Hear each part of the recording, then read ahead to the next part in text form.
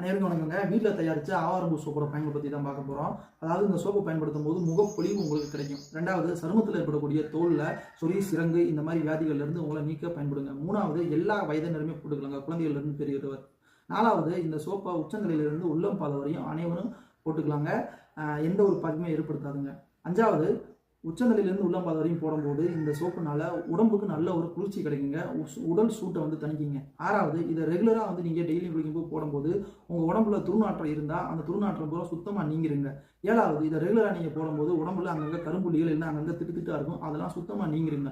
எட்டாவது, உடம்புல இல்லை மூஞ்சியில் பருக்கள் இருக்கும், அது பூரா வந்து சுத்தமாகவே உங்களுக்கு போக இந்த சோப்பு வந்து உதவுங்க. ஒன்பதாவது, வறட்சியான ஸ்கின்னு சொல்லுவாங்க, ட்ரை ஸ்கின்னு சொல்லுவாங்க, அவங்களுக்கு மிக சிறந்த சோப்பு ஆவாரம்பூ சோப்புங்க. பத்தாவது, இதை தலைகளுக்கு போடும்போது தலையில் இருக்கக்கூடிய சுண்டு பொடுகெல்லாம் நீக்கி முடி உதிர்வதை குறைச்சி முடி வளர உதவுங்க. இந்த சோப்பு உங்களுக்கு தேவை அப்படின்னா கீழே தெரியுற நம்பருக்கு தொடர்பு கொள்ளுங்க. நன்றி.